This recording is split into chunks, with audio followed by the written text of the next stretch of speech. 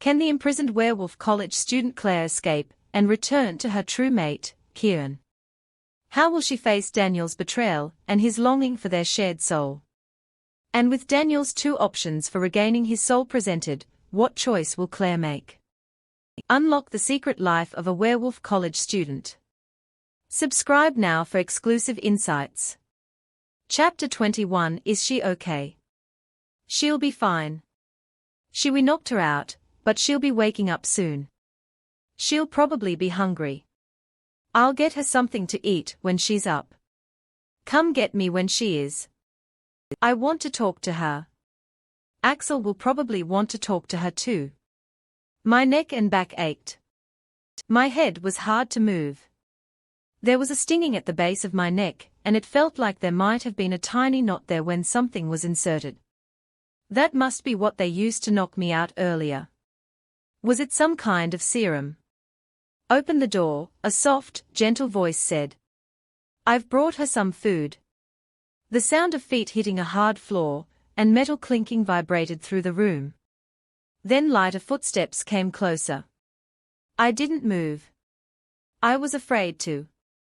I didn't know where I was or who was here with me. All I wanted was Kieran, and I was taken from him. I couldn't even feel him or reach him. Tears started to seep from my closed eyes. My soul was aching from the distance between me and my mate. When I forced my eyes open, I found myself staring at a blank, white wall. I let my eyes travel up to the ceiling. It was white too. It had the feel of an insane asylum. Shiver ran down my spine. I turned to examine the rest of the room, trying to ignore the pain running through my body. It was a struggle to roll over until a set of soft, cold hands helped me. I tensed, but they still helped me move. I felt the smallest bit of relief when I saw that the hand belonged to a small, thin girl. She was beautiful. Her long red hair fell in waves around her face and cascaded down her back. Her skin was naturally light, though she looked recently sun-kissed. The pink of her cheeks only added to her other pretty features. The first thought that came to my mind was, why was she here with me? Was she a prisoner too?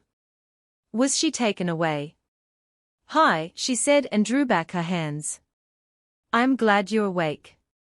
I was beginning to worry about you. Seeing me now trying to sit up in the bed, she helped me again. When I was in the position I wanted to be, watched her with caution, unsure if I could trust the unfamiliar girl that sat the white chair in front of me. I thought you'd be hungry. I brought you some food. You'll regain your energy quicker if you eat something, she explained. Her eyes glanced at the food on the small two-person table a few feet from the bed. I was surprised to see that wasn't the only thing in the room. Everything was dressed in white. A small white couch sat in the middle of the room. It was a love seat that would only hold two people. An open closet and set of chest of drawers stood against another wall. There were a few articles of clothes in them. To my surprise, they were not white. There was also the white table and chairs I saw before, and in the corner of the room was a small bathroom with a white sink, toilet, and shower. The door was also white and stood wide open. At least there was a door. I didn't expect any privacy here. Wherever the hell here was. The whole room was like a tiny studio apartment minus the kitchen. I guess they didn't trust me with one. After all, I could set the entire place on fire by simply turning on the stove if I wanted to. I can see you don't trust me yet, and that's okay. In your time here I hope that will change and we can become friends. Her voice was smooth and kind. She seemed so innocent. Something inside me told me I could trust her, but my mind was still cautious. You have all the essentials here. Everything you'd need if you were at home. Her smile caught me off guard. Was she trying to make me feel better about being here? She seemed so comfortable. This cell is the nicest out of all of them. She took a short look around. If it weren't for Daniel, you might have been thrown in with the others. The other cells are concrete. They are cold and hard. Not comfortable at all. She blinked and waited for me to speak. Her expression was hopeful. Where am I? I asked. A secure location. That's all I can say. Once they feel they can trust you, they'll move you to the house and I can show you around. That's where I live. Me and Axel. A bile rose in my throat. You with Axel, I said. Then realization hit me. You Celia. Your mate was Log, she quickly cut me off. We don't talk about him here. It's not allowed. A flicker of sadness passed through her eyes and I felt it for her. I wanted to argue with her and tell her it was okay, that I wouldn't tell, and then her eyes found the cell where a guard stood listening in. She looked back at me with a pled. We couldn't talk here. I understood that now. I nodded. Okay. Relief was evident on her features.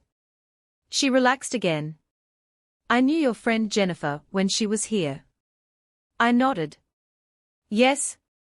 She told me about you. She smiled. All good things, I hope. They were. Of course. You were the one who helped her escape, and her only friend here. I knew I couldn't say those things, but I wanted to. I wanted to thank her. And maybe, just maybe, she could help me too. Here. She held out 2 small brown pills between her fingers and waited for me to take them. When she noticed my wary expression, she laughed. It's all right. It's only Advil. You're probably in pain, aren't you? It's expected. She really seemed to know a lot. It probably wasn't even her choice. From what I understood, she'd been here a while. Thank you, I told her, popping the pills in my mouth and swallowing them. She got up and handed me the cup of water from the table, and I took it thankfully, coating my throat with its coolness. It was like breathing a breath of fresh air. I needed that. After handing her the cup, I got up and walked to the table where the food sat. It smelled delicious and my stomach growled at the scent. She laughed again. Go ahead. Eat. I can get you more if you're still hungry. I nodded and without hesitation I sat down and dug in. I wonder how long it had been since I ate. How long had I been here unconscious? Many questions circled my mind and as I scarfed down the food. The soup was hot and burned my mouth, but I didn't care. Next I moved on to the chicken and vegetable wraps and moaned. It was so good. We eat a steady diet here, she explained. We're careful of our calorie intake and exercise daily in both human and wolf form. We want you and everyone else in your best possible shape. You will be stronger and increase your stamina. That will pay off when you're fighting. You'll get training too if you prove yourself worthy to Axel and the other wolves. Ultimately he has the final decision though. The way she talked about the way things were here, like she'd lived her whole life here, it made me sick. I bet she didn't even remember her life outside this pack now. I dropped my food, looked away. The tears started back in my eyes again. Oh no. Is that how it will be for me if I don't escape? Will my previous life disappear from my thoughts and mind like it was never anything more? No. I couldn't let that happen. I am not Celia. What's wrong? She asked with concern. She was suddenly right beside me. Are you not well? Would you like to lie back down? Yes, I nodded. I think that would help. I was nauseous. Maybe if I lay back down I wouldn't throw up. Celia was quick to help me. I thanked her as my head hit the white pillow. She looked worried for me. I'll be fine, I assured her. I'm just tired and sore. She didn't say anything though, she looked a little more at ease. I glanced at the door to the guard standing outside and then back to Celia. I wished there was some way I could get a message to her. I had so many questions and I needed to know if she could help me. For a moment I wondered if I could write it down for her discreetly so she would understand what I couldn't say. Just as I started to ask her for the pen and paper, she quickly shook her head. No, she mouthed. My brows drew together in confusion. Did she already know what I was going to ask her? Then with clear words she spoke. I hope they'll move you to the house soon so we can talk more and become friends. I know they'll see they can trust you soon. Her eyes were trying to send me some sort of secret message of their own, and I tried to understand it. Trust, she said. It's very important here. Let them see you're one of us. She looked back to the guard at the door, who hadn't seemed to move, and then at me again. Earn their trust. I slowly understood what she was telling me. I had to make them see that could trust me, and so they'll let me out of here. Maybe then when I'm at the house, and less guarded, Celia can tell me what I need to know. She gave me a little hope, but at the same time, that sounded like so much work. How long would it take me to gain their trust? Days? Weeks? Months? What all would I have to do to prove to them I was with them and not against them? I didn't like the thought of waiting so long, and it made my heart dropped. How could I go months without seeing Kieran? How could he go months without seeing me?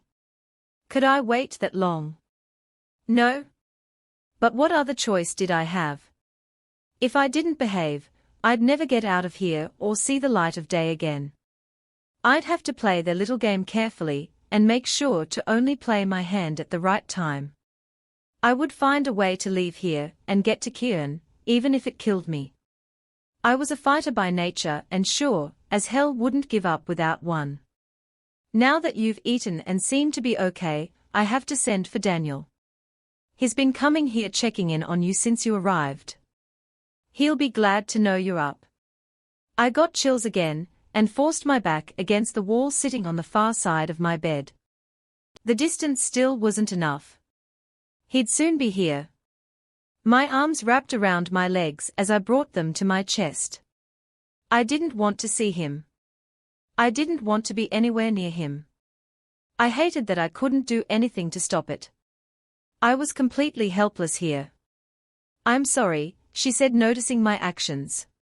I don't have a choice. Both he and Axel want to talk to you, and they will one way or another. Best to get it over with quickly. I wanted to beg her not to leave me there as she turned her heel to go. I knew she had to though. She said something to the guard at the door, and was gone seconds later without another word to me. A few tears escaped my eyes and I hated myself for it. I angrily wiped them away with the back of my hand. I didn't cry. I hadn't cried since those dark days of my rejection, and swore I'd never do it again. And yet here I am doing exactly that. I wasn't weak. I was strong. I was a Luna who couldn't be broken. I survived a rejection I thought would kill me. Surely I could survive this too. Be strong, I reminded myself. Don't let him see how broken you are. You can do this. Kieran. I said, trying our link once again since the woods. Kieran. I repeated. Please answer me, I begged him. I need you. I was greeted with silence just like before, and my heart sank further in my chest. I didn't understand why he didn't answer me. Was he couldn't hear me, or possibly something more? What if he was hurt? What if he was no?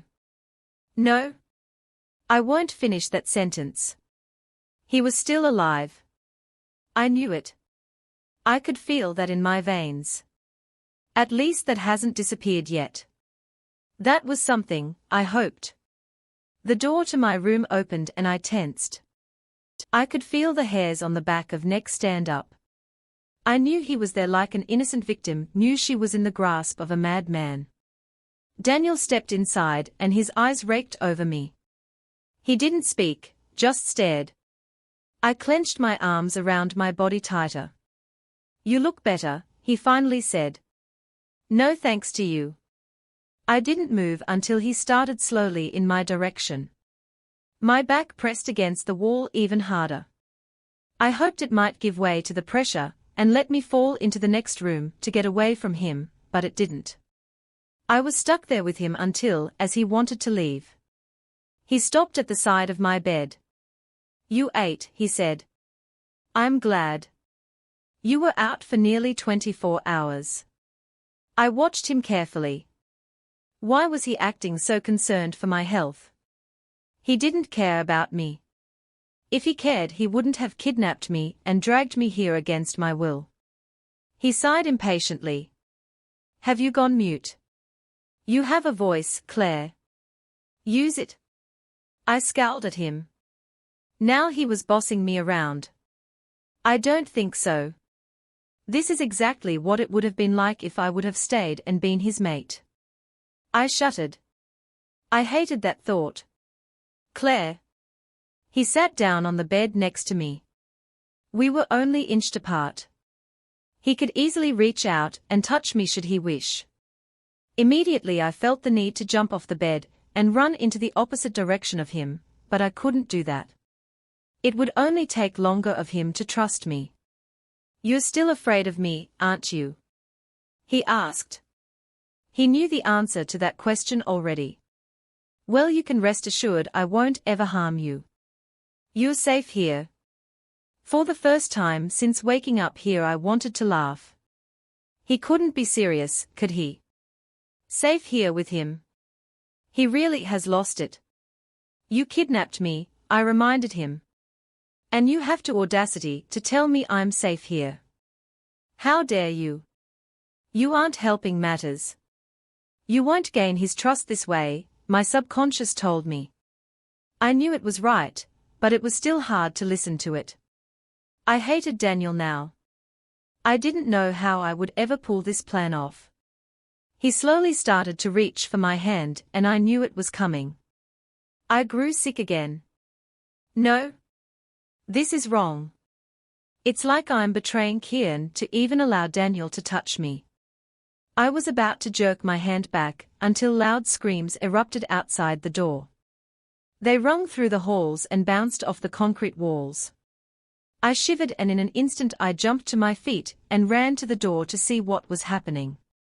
The guard, who looked about the age of my dad, turned at me in surprise and alarm. "Get back," he ordered. I didn't move. Instead I looked out the small cell window built into my door. I wanted to know what was going on. I said, "Get back." He repeated. "I won't warn you again." "It's all right," Daniel told him. "It would be good for Claire to see this. Open the door." The guard nodded and opened the door for us. He didn't even argue with him. I frowned.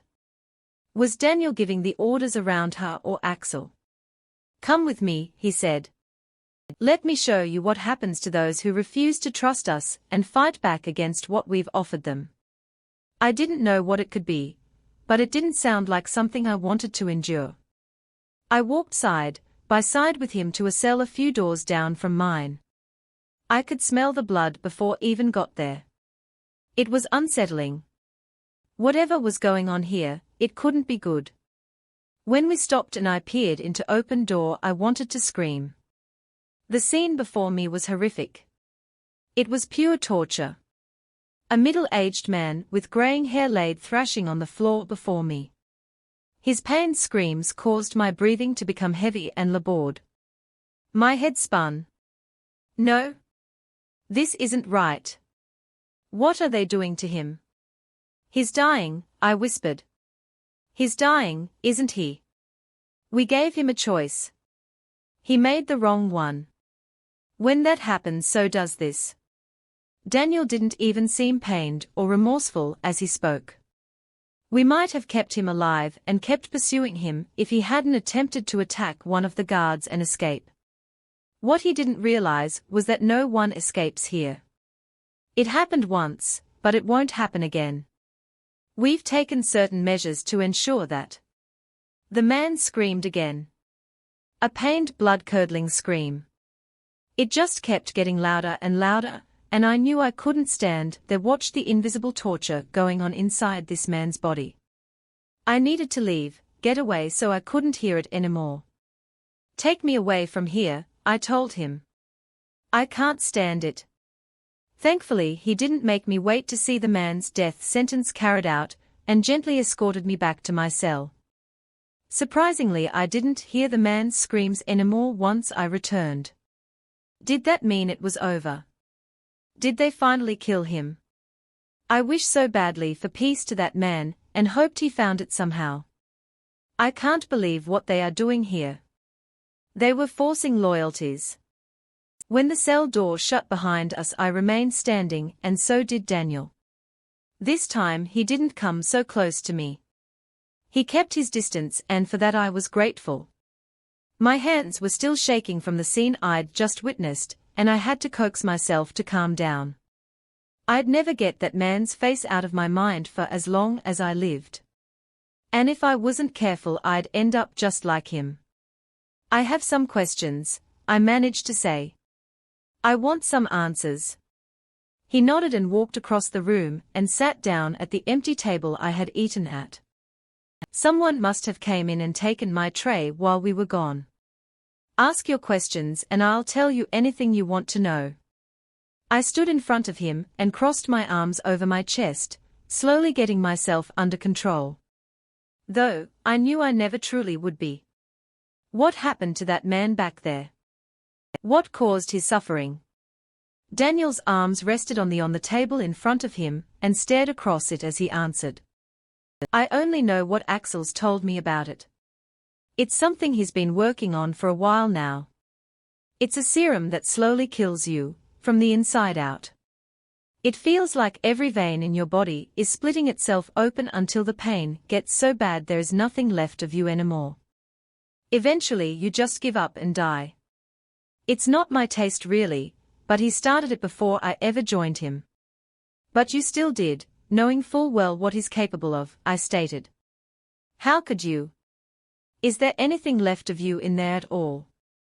This is me, and then sooner you accept that the better. I shook my head disbelieving. No. I can't accept that. I get that you lost Jasmine. She died and I'm sorry, but doing this, joining the underground pack, that's not going to change anything. You loved her, Daniel, and you should grieve. Just not this way. Loved, he said, letting his eyes drop down to the table. He studied it as if it held all the answers to life's questions. Everything changed when I realized you were the one that was meant for me. I fought it and I rejected you just like my father wanted and just like I thought I wanted. But I couldn't even do that right. I let go of you in my mind, but in my soul you were still there. His face pained. I didn't know how to get rid of you, and then I didn't want to. Day by day I slowly slipped away from her. I became distant and withdrawn. I realized my mistake with you, but it was too late to fix it. You were already with him. I swallowed and waited for him to continue, not daring to interrupt. I wanted to hear this. You did something to my soul when you left. You took half of it with you when you left or something. I can't really explain it. All I know is that part of me was missing and I was never the same after that day. I felt it every time you kissed him. Every time you thought about him. And every time you were with him. What was left of me slowly died inside, and now all that's left is an empty shell of a man that used to be. And you want to know what the worst part of it is? My throat felt dry and I didn't know if I could speak, but I did.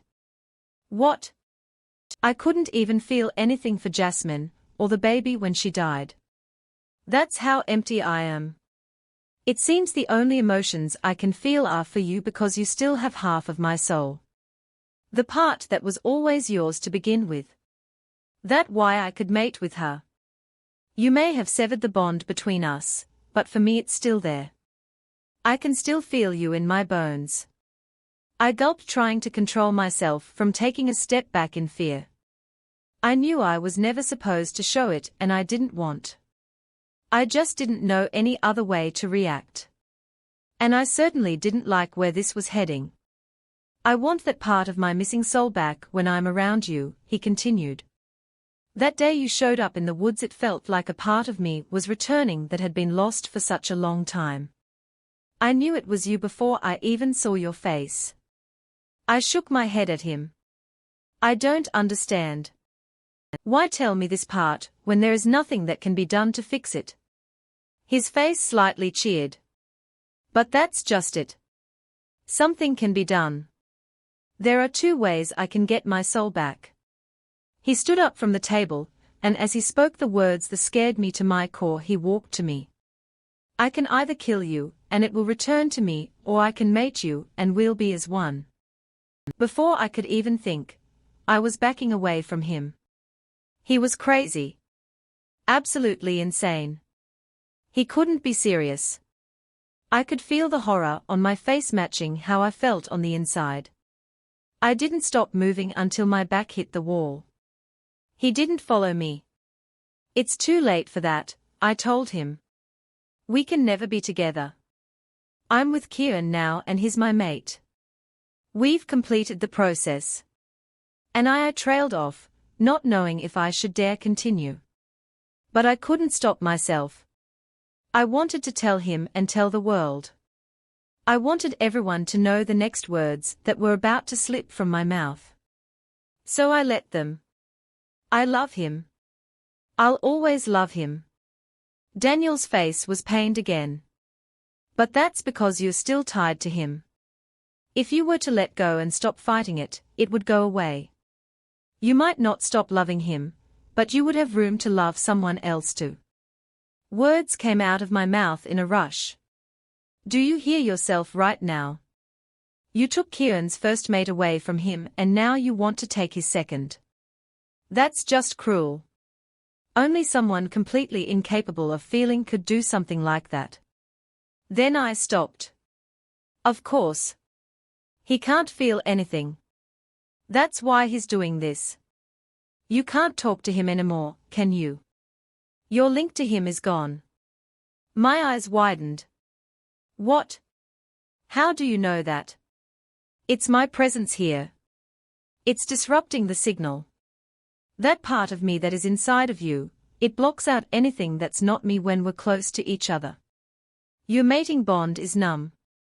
It can't react, it just lies dormant. It can't overpower my presence in you. So what you're saying is that as long as we're together I can never talk to Kieran again. My stomach dropped because I already knew the answer to my question. Yes. The longer you're around me, the weaker your mating bond becomes.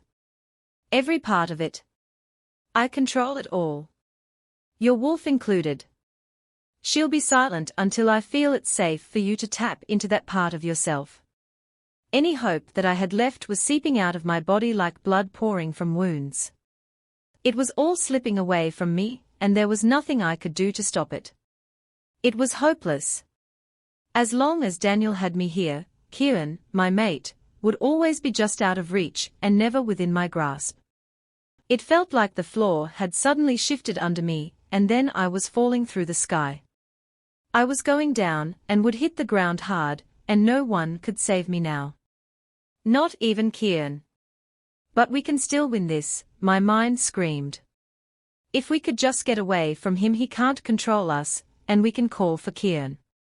But how far away is enough to make a difference? Daniel's not going to tell me that. He won't give me that kind of hope. He wants me to feel weak and defeated. I'm on my own in this. I'm strong though. Surely he couldn't take all my hope. I'm a loner after all. A fighter. I'll never stop trying to get to Kieran. And if it's the last thing I do, I'll fight him until I take my last dying breath. Chapter 22. Time was passing me by whether I was living my life or not. There was a whole world outside these cells and I wasn't sure I was ever going to see or be a part of it again. Daniel hadn't spoken to me since the day he told me everything, and that was 3 days ago. I figure he was just giving me time to think about my options. Mate him or die is basically what he told me. But the way I see it, it's either kill or be killed. I would never willingly mate him, so the only other option is for him to kill me. Unless I can somehow manage to kill him first. It had been a total of 4 days since I had saw Kieran last. I was slowly dying inside without him. Although I couldn't use our mating link to connect with him, and I couldn't use my wolf, I could still feel him. That would fade away soon as well. I wish I knew what he was feeling. What he was thinking, or if he was looking for me. I knew the bond was withering away slowly. Pretty soon his presence would be gone completely. I needed to get someone to trust me.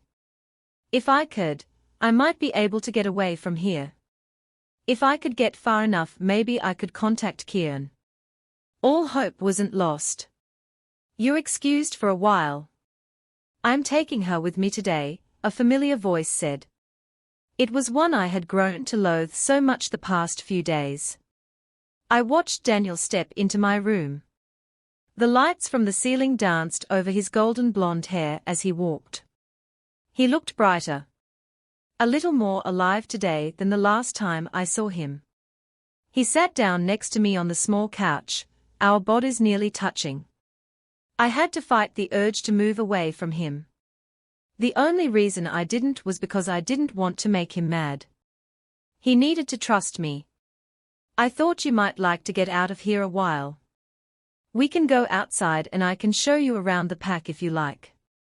His voice and stare was hopeful. I hope you've had time to think about things.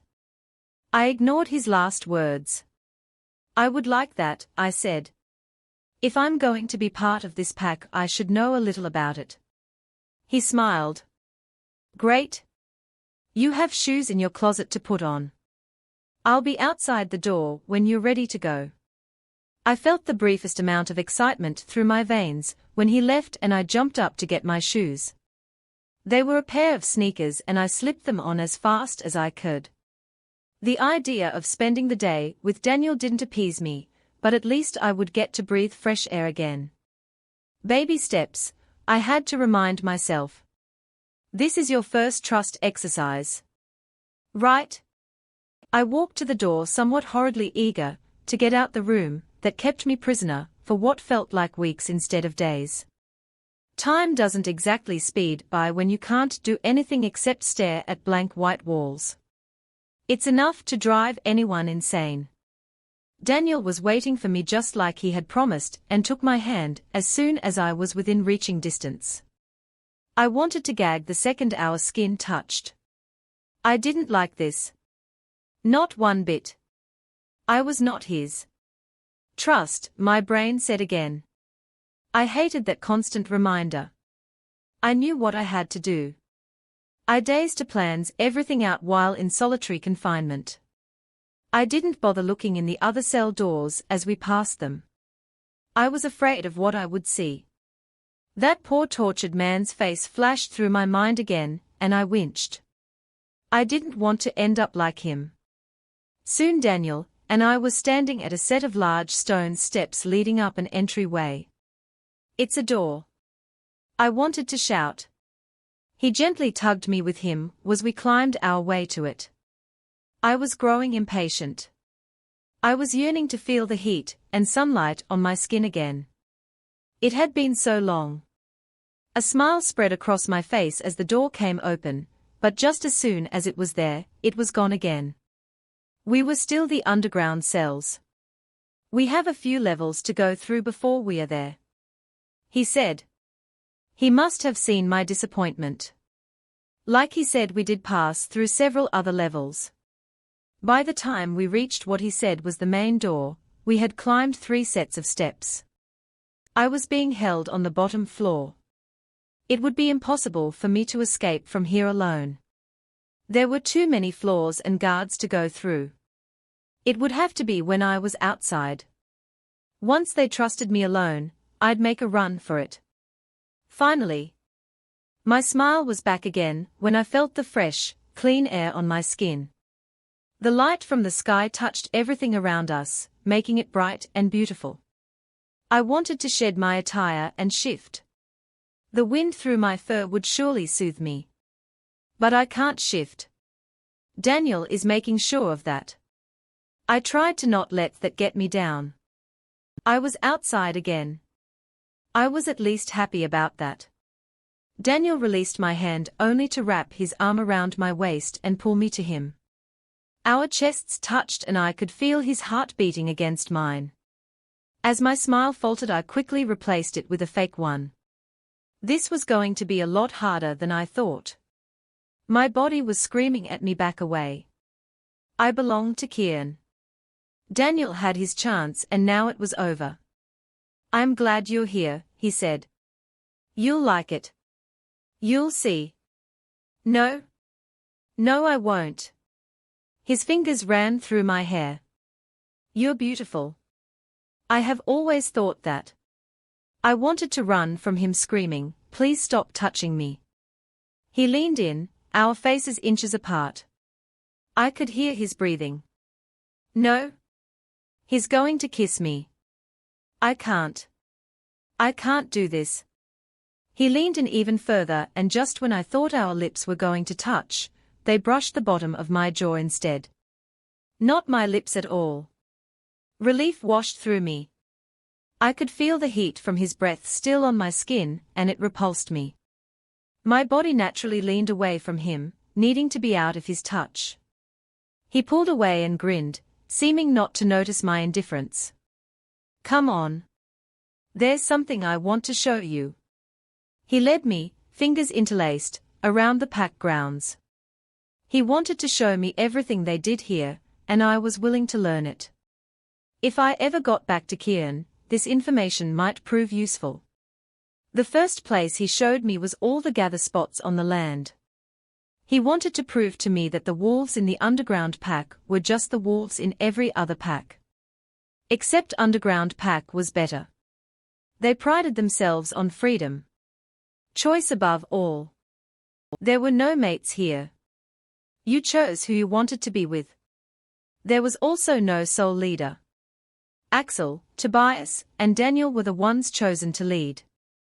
I learned it was their goal to make every pack free. Break them down, leave them weak, and then they would pick themselves back up and move on. Axel saw alphas as a bad thing. They were too controlling, and so much power shouldn't be left to one person. I was surprised that Daniel went along with him, seeing as he was an alpha himself. During his long speech about free will, I wondered if he realized I was here not of mine. I didn't feel like I had very much freedom at all. Next we visited the children's training area. I was horrified to find that most of the children were under between the ages of 5 and 12. The idea that they were even considering prepping them for battle was appalling to me. Most of them were still babies in my eyes. Orphan babies at that.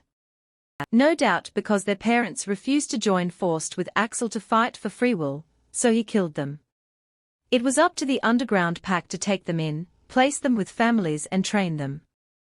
According to Daniel, the younger they trained, the more loyal they would be in the future. They would know nothing else but to fight. It was so wrong. It hurt to think that these children had no childhood. So really they didn't have freedom after all. If they didn't make the required choice, then they were to suffer the consequences. That's not freedom. Are they being taken care of? I asked him. They have everything they need here, he said. We teach them. We guide them. We show them all they can be.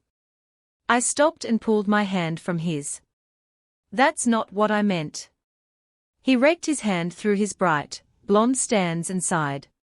They are treated like any other member of our pack. We have wolves that take them in and mentor them. There are a lot of factors to take in when deciding where to place the young, but everyone has a chance to adopt. Axel and Celia have adopted too. I blanched. What? That revelation scared me. Axel is influencing 2 young pups. That can't be good for anyone. I shivered from the unpleasant thoughts going through my mind. Evil isn't born, it's made. And that's exactly what he's doing, making evil in his own image. I couldn't even fathom what he's taught them. Everyone who has chosen to mate gets a pup. It's our chance to teach them the right. I wanted to shake my head and argue with him that what they were doing here was wrong. Then that's when I saw something that caused me to stop short. A little girl with short blonde waves and a freckled face sat underneath a large oak tree on the property all alone. She seemed scared and withdrawn from the others' children, not daring to talk to them. Not a participant in the training, but a bystander. She couldn't have been more than 7 years old. Not one of the youngest I'd saw today, but she was still only a child. A child with her childhood ripped away from her. What about her? Why isn't she fighting? I asked Daniel, motioning with my eyes to the little girl. He followed my gaze to her, disappointment crossing his features. Some children adapt sooner than others. Sometimes we get the children too late, and they can't be saved from their ways and they rebel. If they are not with us, they are against us. What happens to them? My subconscious warned me not to ask, but had to know the answer, however frightening it may be. Is it really better to be oblivious in these situations, and never know the horrible truth? They are put down, he answered immediately. There is no other option. If they can't be tamed, we no longer have a use for them. Oh God!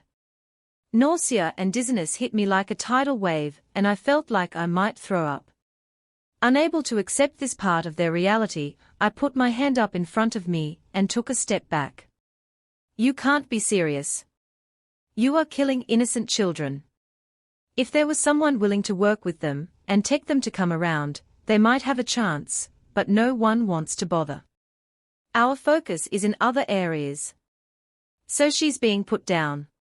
My heart plummeted in my chest. They couldn't just put her down like a feral animal. She's so young. She couldn't be more than 7 years old. I couldn't allow that to happen. The immense need to protect her was overwhelming. I'm afraid so. It looks hopeless. There was no emotion in his eyes as he said the heart-shattering words. Let me take her, I said, unable to keep the desperation from my tone. I knew it was unlike he'd consider it, but I had to try. They can't hurt her. You can't. You've not proved to us you're trustworthy yet. He was firm and unwavering in his decision. But I will. I'll do it all. I'll train. I'll fight. I can be cooperative. Just give this. Don't let them kill her, I begged. It's not just me who makes the decisions, Claire. Tobias is gone and Axel doesn't trust you. And it's only mated wolves who can adopt anyway. But I am mated, I wanted to say. But my mate's not here. But can't you make an exception this time? I'm not going to fight you. I'm willing to stay here and earn everyone's trust. Can't I get this one thing return? I'll help her. I'll sway her to our side. The words burned in my throat. This pack wasn't my side and I wasn't in allegiance with them, but I had to make them think I was. I was willing to do anything to save an innocent life. He pushed his hand in his pockets and seemed to consider it. I didn't miss the hint of a smile on his face as he studied my sincerity. In the end, my pleading and words must have convinced him, because he seemed to be taking my request under consideration. I just needed to push him a little further. Daniel, I said, stepping in front of him and taking his face in my hands. Our eyes were locked, burning with intensity. Do this for me. There was longing in his eye for me, and there was no denying it. It sent unpleasant shudders through my body. It took everything in me not to let them surface. His hands wrapped around my wrists and held them for a moment before he moved his face to kiss each of my palms. His lips lingered on them for longer than I liked. I fought my repulsion every second. When he finally released me, I dropped my hands from his face and took a step back, suddenly need much more space than before. To my surprise, Daniel looked much more resolved in his decision when I pulled away. Okay. I'll discuss it with him. If he approves, then you can take her after you've earned our trust. Relief washed through me. I didn't bother hiding it. Thank you. You don't know how much this means to me. No? I think I do. And this is just the beginning. You'll like it here, and soon you'll start to see that for yourself, and you won't want to leave. I forced a smile, and if I didn't hate him so much right now, I would have pitied him. He was brainwashed and under the same false beliefs as the rest underground pack, and he couldn't even see it. They had his complete loyalty now, and there was no way I could sway him back to the side of good.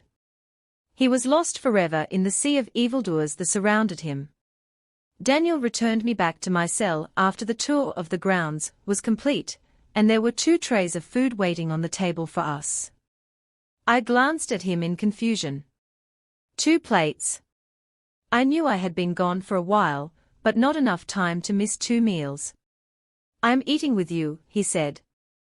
I thought it might be good for us to have some downtime together. I know you must still have a lot of questions, and I'm willing to answer them over dinner. I didn't object. Thought being in his company wasn't exactly ideal. At least he was willing to be open with me. If I could just figure out what their plans were and relay the information back to Kieran, maybe I'd have a way to get out of here. Okay, I said, taking my seat at the table opposite of him.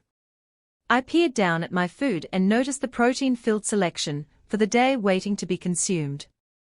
It was important we consumed a lot of red meat to sustain our health and give us our nutrients, and Axel was making sure we were in tip-top shape. Daniel lifted his brow to me when I didn't make any movement to eat. I wasn't hungry for food.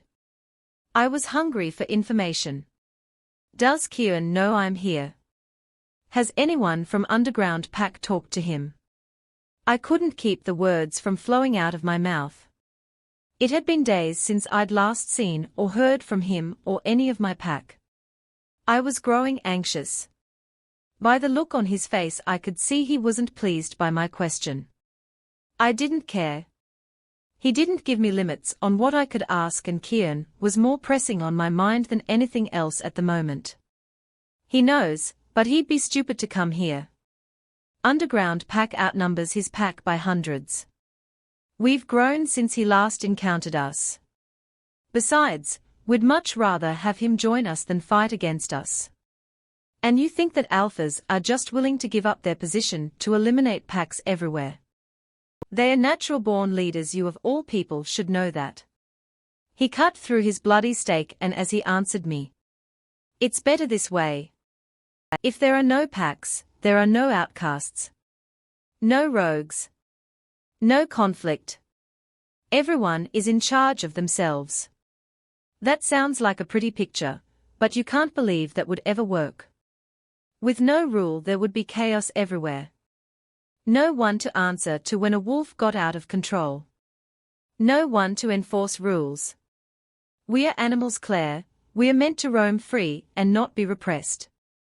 That's not what nature intended for us, he said with slight irritation in his voice. I shook my head. He was making no sense. Well, you're wrong there. If it wasn't supposed to be the way nature intended, then it wouldn't be. Everything is the way it is for a reason. He placed his silverware down and leaned back in his metal chair, crossing his arms. I wasn't giving a moment's peace between questions, and he was starting to see that. Eating was pointless until I got my answers.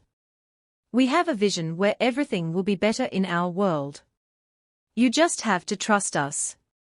I nearly laughed, but fought to keep myself in check. Making him mad would only hinder my chance at getting out of him what I wanted to know. Is that what you're doing with Axel, trusting him? How can you do that so blindly? I asked in sincere curiosity. How do you know he's not leading everyone to their deaths? This whole thing started out as his fight, and now he's brought the whole world in on it. Can't you see there are no promises? There is just Axel and his word. You aren't fighting for freedom. You're fighting his battle. He was luring everyone into the fight under false pretenses and promises that would never be fulfilled. Axel was nothing more than an angry wolf who wanted the entire world to suffer along with him. He was in pain and miserable, and misery loves company. He won't rest until the whole world is under destruction and chaos. I didn't trust him and never would. I don't expect you to see things our way. You've not been here long enough. But with enough time, I know we can sway you to our side. He had an air of confidence around him that I did not share. Alpha Robert taking over Daniel's role, as Alpha had taken its toll on him. That on top of everything else he had to endure, he was no longer the same person.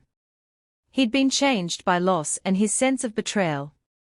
What he didn't seem to understand was that this was of his own doing.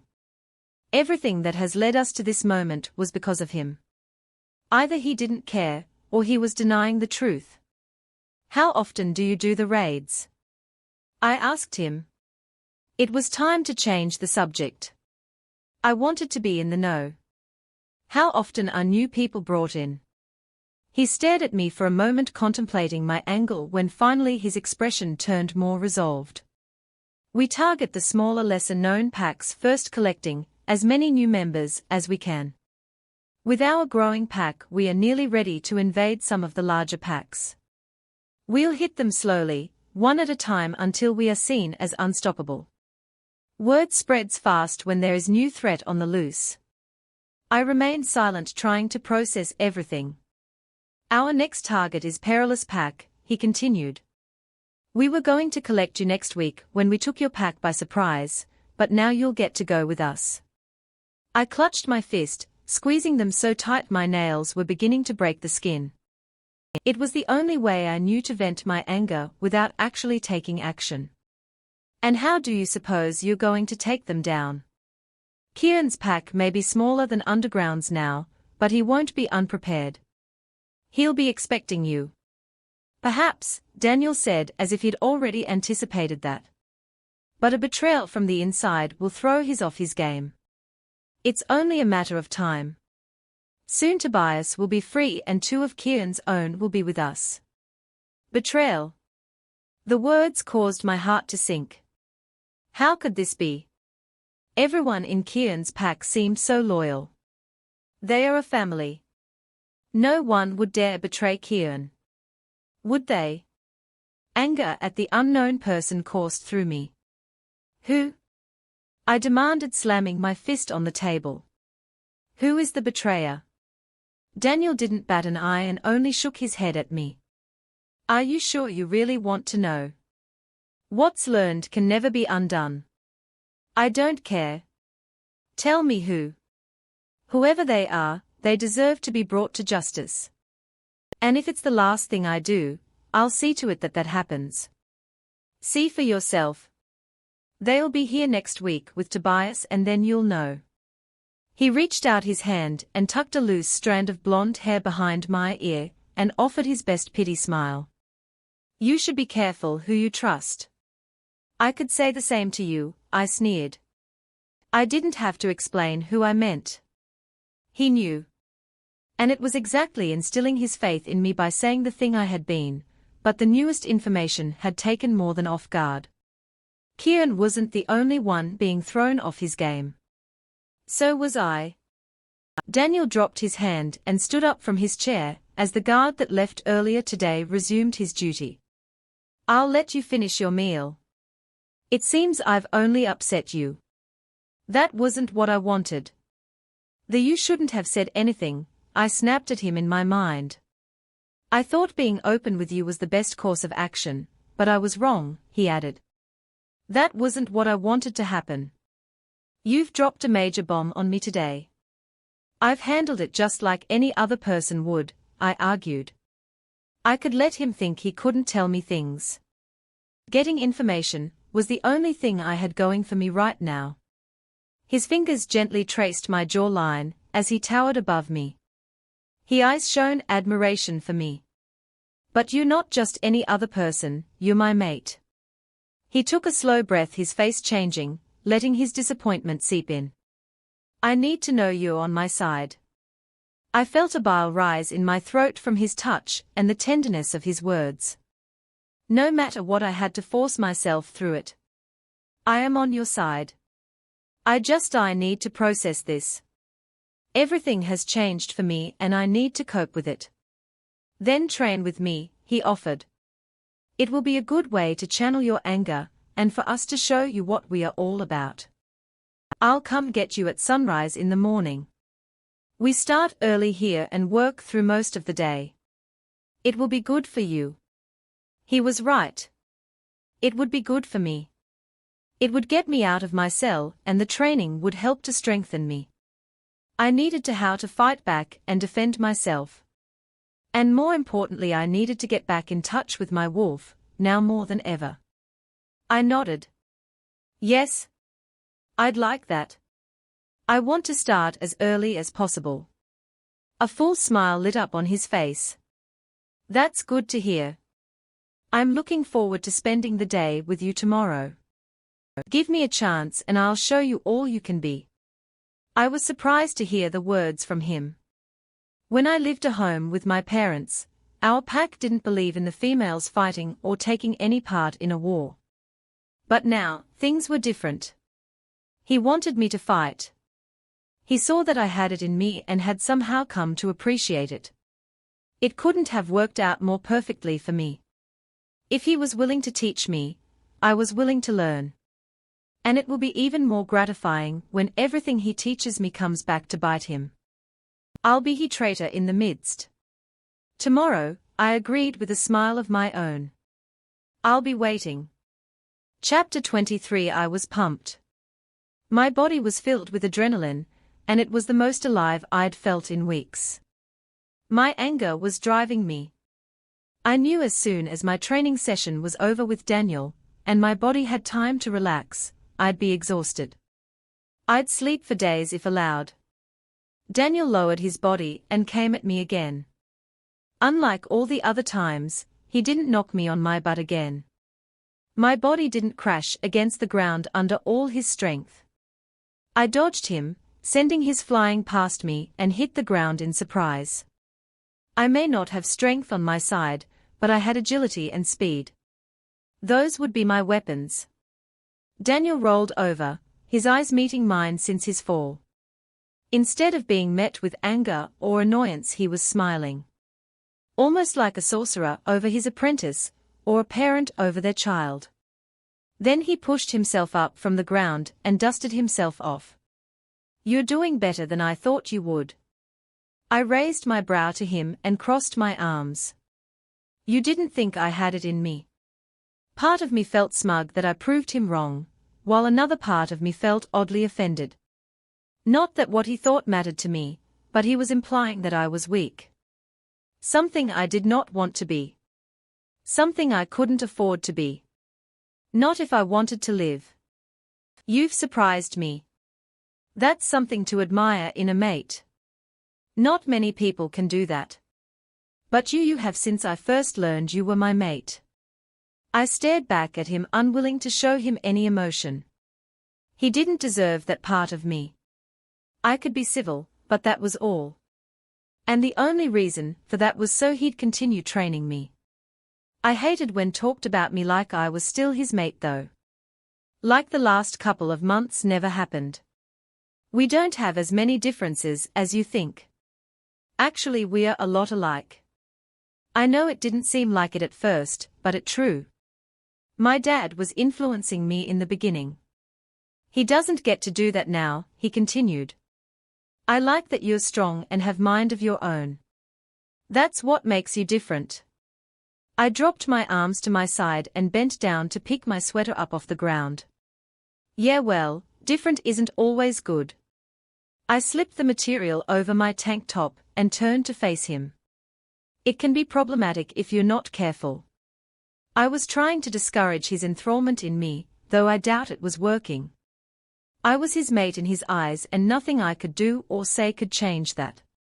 I should probably get cleaned up, I said, feeling my clothes stick to every inch of my body. I wanted a shower. And to be anywhere else. I turned my body away from him and took a step back toward the building my cell was in when his voice stopped me. I think you're ready. We've been training all week and you've showed a lot of improvement and skill. I think it's time to let your wolf prove what she can do.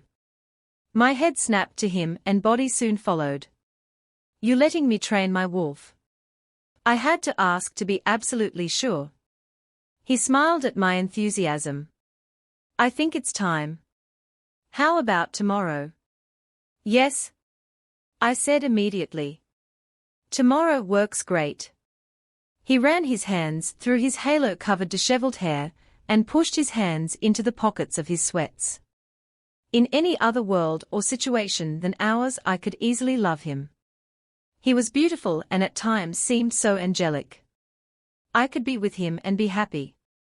Maybe even have pups and settle down someday. But sadly we were not in that world, we were in this one. The one where everything was wrong and people were kidnapped. The one where mates rejected each other for other wolves and they are just supposed to smile and move on from it. This was not the world I could love him in. It wasn't even the world I could stand him in. He'd made his choice and I'd made mine. There was no going back from that. It was done and we were over forever. You did well today. We should celebrate that, he offered. Let me take you somewhere. Let him. I doubt I'd have a say in the matter anyway. But I tried. I'm tired and sweaty. I'd rather get cleaned up and rest. Maybe another time. Come Claire, he pleaded, coming to stand just inched in front of me. You'll love it. Trust me. I took a cautious step back and shook my head. No really, some other time, I promise. And promises were made to be broken. There would be no date. There would be nothing but training and my forced tolerance of him. That was all. He lifted his arm with my eyes following him until his hand disappeared around behind my head. It slipped into my hair and twisted in around his finger, bringing all of it to the front of my shoulder and side of my head. His hand dropped. Just give me an hour. If you're not having a good time by then you have my permission to ditch me. What do you say? He was persistent, I'd give him that. I just wasn't interested in going anywhere with him. I'd much rather pull out all my teeth than sit through an hour alone with him. But if I was going to get free of him, I was going to have to agree. Yeah? Okay. I'll go. I hated myself for saying it. I stepped back again, putting some distance between us. Just let me get cleaned up. I'll see you in a couple of hours. He nodded and grinned. Yes. I'll see you to your room and I'll be back to get you at 9. I frowned. So late. He chuckled. You don't have to look so happy about it.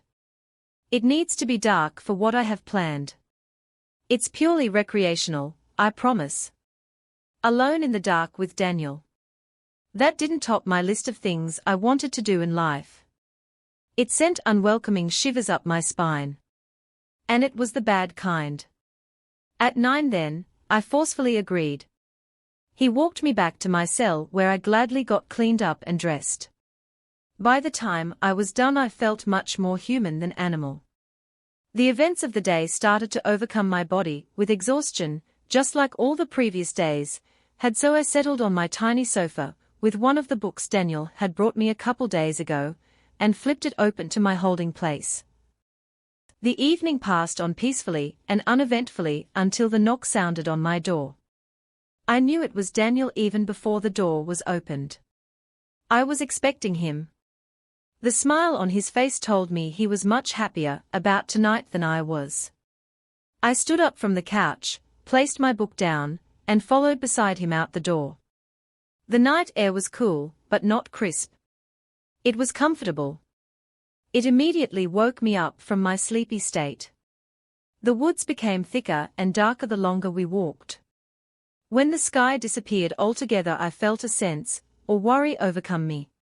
What could possibly be this far out in the woods that he wanted to show me? The owls called and the wind shook the leaves on the trees. Daniel gripped my hand and pulled me forward when my speed began to slow. "Come on, we are almost there," he said. "Just a few more yards." My eyes began to focus on a blanket on the ground and the small outline of something standing I couldn't quite make out at our distance. The closer we got, the easier it was to see what was waiting for us. A telescope came into full view several feet away. It was pointed up at the night sky toward the stars that I was beginning to see again. "What's this?"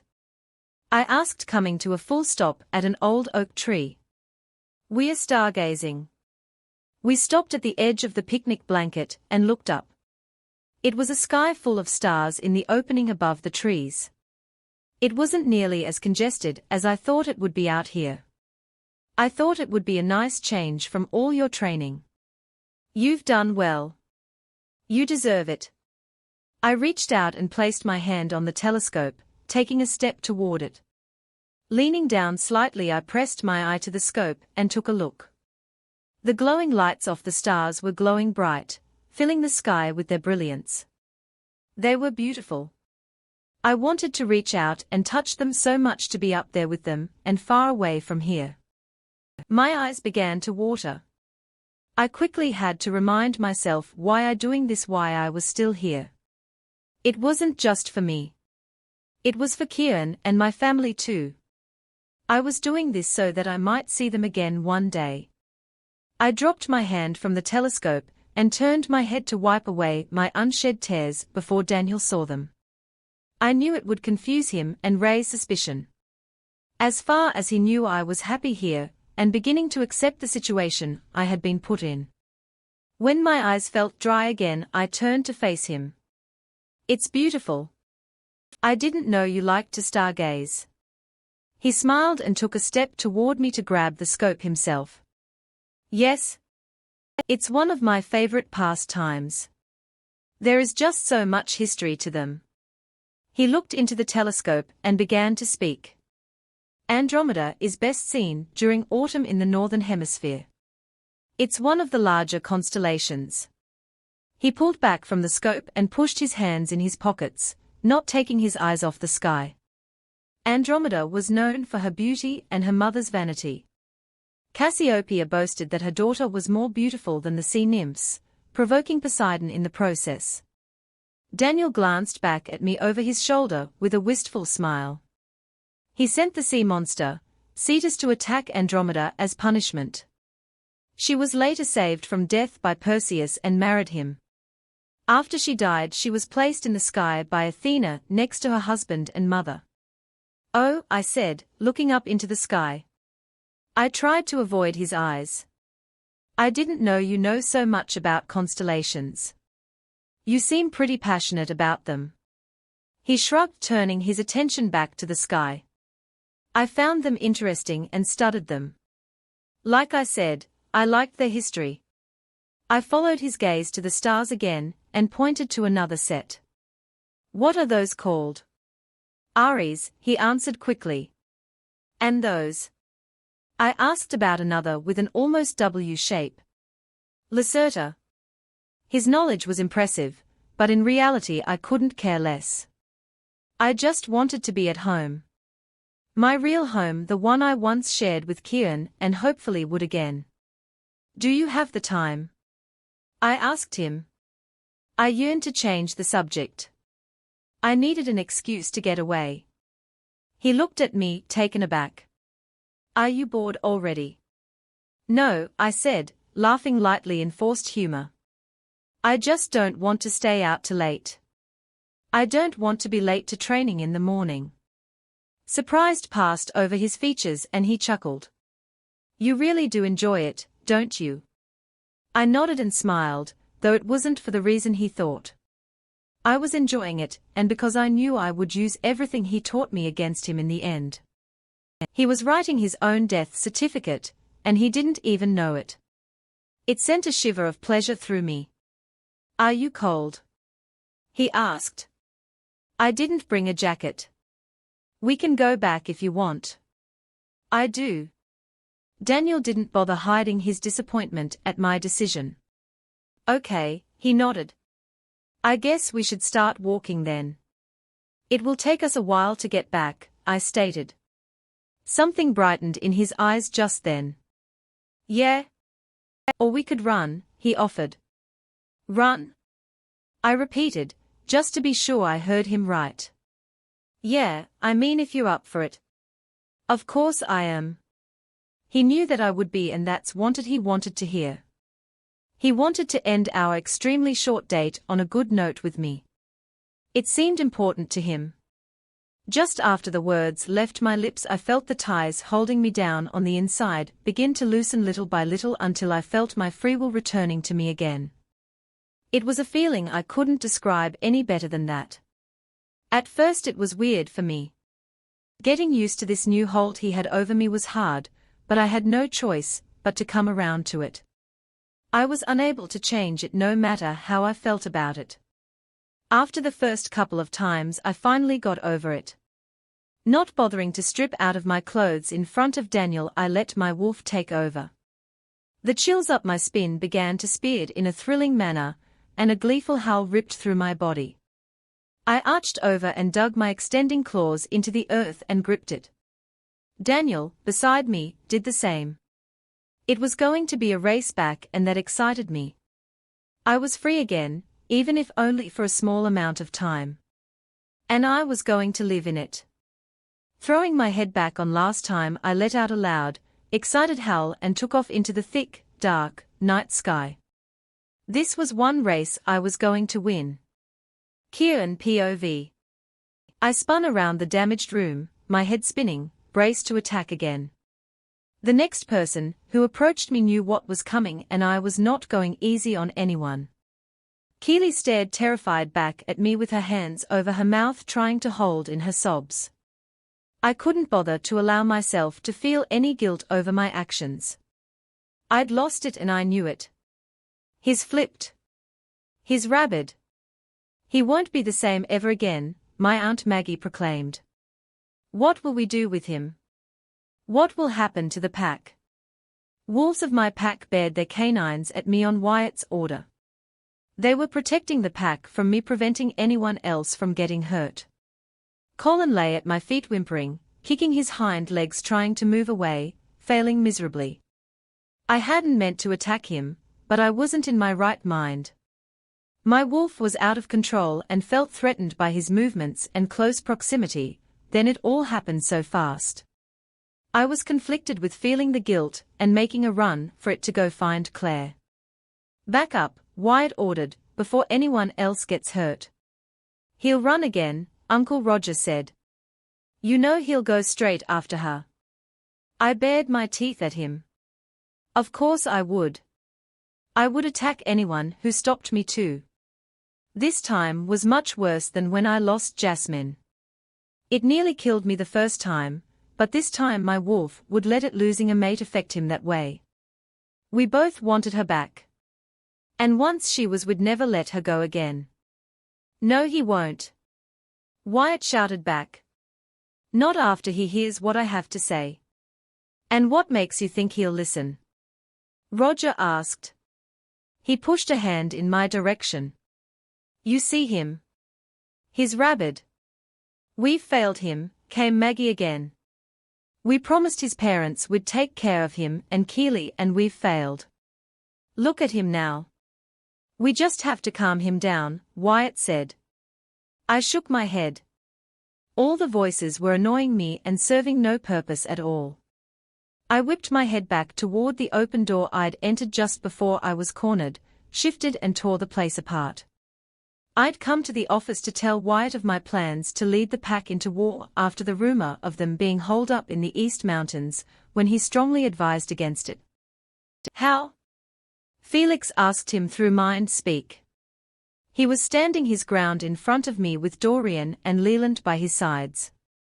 I growled at him. You? How can you stand there and face me after you let them take her? He whimpered and bowed down in front of me. I knew the guilt of what he'd done was eating him alive, and I was only making it worse. Stop, Wyatt said. It wasn't his fault and you know it.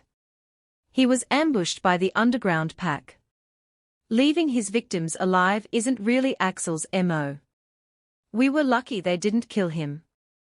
I didn't let his words pierce me as they should. I remained impassive cold. Everyone eyed me carefully. We really need to talk about this, Kieran. You're walking into a trap. They'd love to get you alone, away from your pack. You'd be weak and vulnerable. You'd make their job easy for them. I tore my eyes away from Dorian to glare at my beater. Have you ever had a mate? I asked him. No, you haven't. You have no idea how hard it was for me not to go after her the second she went missing. You have no idea of the pain I've gone through day after day wondering what they are doing to her. It's tearing me apart from the inside out. I'll tear this world apart, or burn it down before I let Axel's League of Rogues keep her. I understand that, Wyatt said. I may not have a mate, but if something happened to anyone that I cared about I'd do anything to get them back, but have to listen to reason. If you want to save her, hearing me out is the only way to accomplish that. Nothing you can say will make me change my mind about this.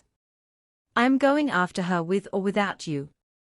That's just it, Kieran. I am with you and that's why I'm going. Not you, he said. I barked out a laugh, though it held no humor. And what makes you think I'll stay here and allow you do that? They'll tear you apart just as easily as they will me. He shook his head. No, they won't. How can you be so sure? Why are you so special? He looked at me regretfully and sighed. It was almost as if he were dreading the words he was about to say next. And once he said them, I understood why. Because I'm one of them. I'm part of the underground pack. And they are expecting me there tomorrow. With Tobias. And that's when I leaped. I could see nothing but pure red. My anger had taken me over. Any humanity I had left in me was burnt out by the betrayal of a childhood best friend and fellow packmate. That was something that could not be forgiven so easily. He would pay with his life, because when I was done with him, Wyatt would be no more. Don't get left behind in the chase for independence. Hit subscribe and ring the bell for alerts on the next adventure.